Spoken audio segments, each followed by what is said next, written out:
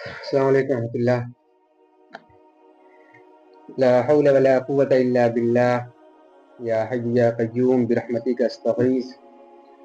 حسبنا اللہ ونعم الوکیل. لا الہ الا انت سبحانک انی کنت من الظالمین. اللہم صلی علی محمد وعلی آل محمد واصحاب محمد وازواج محمد وامت محمد اجمعین یا رب العالمین. آج بروز جمعرات ہم لوگوں نے یہ پروگرام کیا ہے. آج اس کا آغاز ہوا ہے. انشاءاللہ ہر جمعرات اسی طرح آغاز اس کا اور ایسے ہی یہ پروگرام چلتا رہے گا. آج ہم یہاں پہ جمع ہوئے ہیں، اس کا اصل مقصد جو ہے وہ تبلیغ ہے، دعوت کا کام ہے. اور دعوت کا کام اصل میں کہتے کسی ہیں کہ کسی شخص کو دین کی کوئی بھی بات اگر پتا ہو اور وہ بات کسی دوسرے تک پہنچا دے تو یہ دعوت ہے، یہ تبلیغ ہے. ہم اپنی فیملی میں ہر کوئی بات کرتے ہیں، ہر قسم کی بات کرتے ہیں، چاہے وہ دکھ کی ہو، چاہے وہ غم کی ہو، یا کسی کو موٹیویٹ کرنا ہو یا کسی کو مشورہ دینا ہو. ہم ہر قسم کی بات کر دیتے ہیں، لیکن جب دعوت کی بات آتی ہے، جب دین کی بات آتی ہے تو ہماری زبان لڑکھڑانے لگتی ہے. ہمارا نفس ہمیں اجازت نہیں دیتا بات کہنے کی.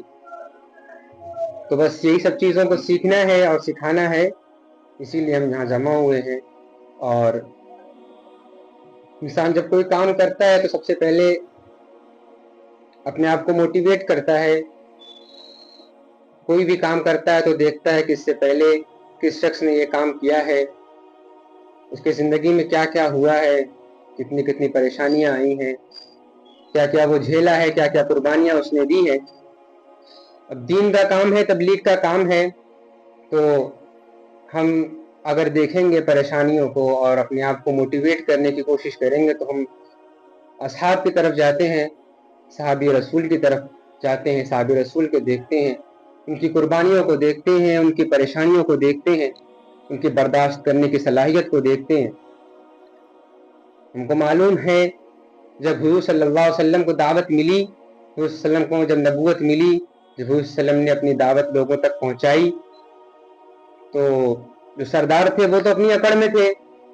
وہ تو اسی سب چیزوں میں پھنسے ہوئے تھے کہ یہ بنی ہاشم سے کیوں آیا، یا پھر یہ بنی اسماعیل سے کیوں آیا، بنی اسحاق سے کیوں نہیں آیا. وہ لوگ اپنی ہی اکڑ میں تھے. جو ایمان لائے تھے وہ تو غلام تھے. اب چونکہ حضور صلی اللہ علیہ وسلم بڑے اونچے قبیلے سے تھے اور حضور صلی اللہ علیہ وسلم کے سامنے ابو طالب، حضرت حمزہ، حضرت عباس رضی اللہ تعالیٰ عنہ علیہ السلام تھے، جس کی وجہ سے وہ حضور صلی اللہ علیہ وسلم کو تو کچھ نہیں کر سکتے تھے، لیکن اگر موقع پاتے تھے تو حضور صلی اللہ علیہ وسلم کو بھی پریشان کرتے تھے، ان کو برا بھلا کہتے تھے، ان کے ساتھ بہت ساری بدسلوکی والا کام کیا کرتے تھے.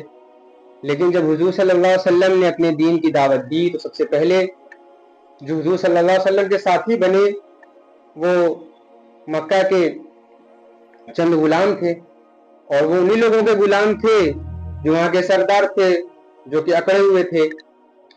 اس کے بعد جب حضور صلی اللہ علیہ وسلم کو وہ کچھ پریشان یا کسی طریقے سے کوئی ظلم و ستم نہ کر سکے تو ان کے ساتھ کیا کرتے تھے. آپ کے علم میں ہوگا کہ حضرت بلال کے ساتھ ان لوگوں نے کیا کیا. مکہ کے بازار میں ہاتھ پیر باندھ کر کوڑے مارتے ہوئے پورا گھسیٹا ہے، تپتی ہوئی ریت میں لٹا دیا ہے، ان کے سینوں پہ پتھر رکھ دیا ہے اور ان کو کوڑوں سے مارا جا رہا ہے. لیکن حضرت بلال ٹس سے مس نہیں ہو رہے ہیں، وہ اپنے حد پہ لگے ہوئے ہیں کہ اللہ کے سوا کوئی معبود نہیں ہے، میں تمہارے بتوں کی پرستش نہیں کروں گا، میں اللہ کی عبادت کروں گا. اللہ تعالیٰ نے انہیں ہدایت دی تھی. حضرت عمار کے ساتھ کیا ہوا، حضرت یاسر کے ساتھ کیا ہوا، حضرت سمیہ کے ساتھ کیا ہوا، آپ کے علم میں ہونا چاہیے. حضرت عمار کو اللہ تعالیٰ نے ہدایت دی، حضور صلی اللہ علیہ وسلم کے پاس وہ گئے، حضور نے اپنی دعوت ان کو پیش کی، انہوں نے قبول کیا. اس کے بعد پھر وہ اپنے گھر آئے، اپنے والدین کو اللہ کی اور اس کے رسول کی دعوت دی. ان کے والدین نے بھی قبول کیا اسلام. چونکہ حضرت سمیہ ابو جہل کی آزاد کردہ غلام تھی، لیکن ابو جہل ان سے کام لیا کرتا تھا گھر کے اور ایسے. لیکن جب اس بات کا اسے علم ہوا کہ حضرت سمیہ بھی حضور صلی اللہ علیہ وسلم کے رب کو مانتی ہیں, تو وہ بڑا غصہ ہوا. اس کے بعد پھر اس نے حضرت سمیہ کے ساتھ, حضرت عمار کے ساتھ, حضرت یاسر کے ساتھ جو کچھ بھی ظلم و ستم کیا ہے آپ کے سامنے ہونا چاہیے. ان کو حضرت عمار کو ایک ستون سے باندھ دیا ہے, حضرت سمیہ کو ان کے بیٹے کے سامنے برہنہ کیا ہے, ان کو تپتی ہوئی ریت میں لٹایا ہے, ان کے کوڑے مارے ہیں. حضرت سمیہ ٹس سے مس نہیں ہو رہی ہیں, تھک کے مار کے پیٹ کے پورا زور آزمانے کے بعد جب وہ دیکھتا ہے کہ وہ نہیں اپنی بات سے مکر رہی ہیں, تو پھر اس نے ہاتھ میں ایک مورتی ہے اس کے, وہ کہتا ہے کہ بس ایک مرتبہ میرے کان میں یہ بات کہہ دو کہ جو چھوٹی سی مورتی ہے اس کے اندر بھی کچھ ہے, یہ بھی نفع نقصان کی مالک ہے, یہ بھی کسی کا کچھ بگاڑ سکتی ہے, کسی کا کچھ بنا سکتی ہے. تو سمیہ نے تھوک دیا اس کے منہ. اسے اتنا غصہ آیا ہے کہ اس نے ایک برچھا لیا اور سیدھا ان کے سینے میں ڈال دیا. سوچے کتنی تکلیف ہوئی ہوگی حضرت سمیہ, کتنی تکلیف ہوئی ہوگی حضرت عمار کو, ان کی آنکھوں کے سامنے, ان کی نظروں کے سامنے ان کے ماں کے ساتھ انہوں نے کیا سلوک کیا. کتنی تکلیف ہوئی ہوگی حضور صلی اللہ علیہ وسلم کو کہ چند ساتھی ہی اکٹھا ہوئے ہیں, ان کے بعد ان کے ساتھ بھی یہ سب ہو رہا ہے, لیکن حضور گزر رہے ہیں, حضور سب چیزوں کو دیکھ رہے ہیں, یہی بات کہہ رہے ہیں کہ اے آل یاسر صبر کرو, تمہارے لیے جنت کا وعدہ ہے. حضرت یاسر کے ساتھ کیا کیا ہے, 4 نر تگڑے اونٹ منگائے ہیں, اس کے بعد پھر ایک اونٹ سے ایک ہاتھ, دوسرے اونٹ سے دوسرا ہاتھ, ایک اونٹ سے ایک پاؤں, دوسرے اونٹ سے دوسرا پاؤں کر کے اپوزٹ سمت میں دوڑایا ہے, جسم کے پرکچے اڑ گئے. حضرت عمار کی نظروں کے سامنے کتنی تکلیف ہوئی ہوگی حضرت عمار کو, ان کے والدین کے ساتھ یہ سب بدسلوکی والا کام کیا گیا, لیکن انہوں نے برداشت کیا, انہوں نے قربانیاں سہی. اب سوال یہ پیدا ہوتا ہے کہ یہ سب قربانیاں, یہ سب تکلیفیں کس کے لیے سہی گئی؟ دین کے لیے سہی گئی, اسلام کے لیے سہی گئی, اللہ اس کے رسول کے لیے سہی گئی. لیکن آج ہم دین سے غافل ہیں, ساری امت دین سے غافل ہے, ان کو بتانے والا کوئی نہیں, سمجھانے والا کوئی نہیں ہے.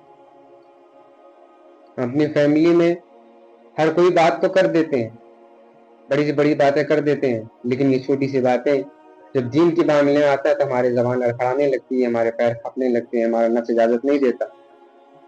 سب چیزوں کی ضرورت ہے.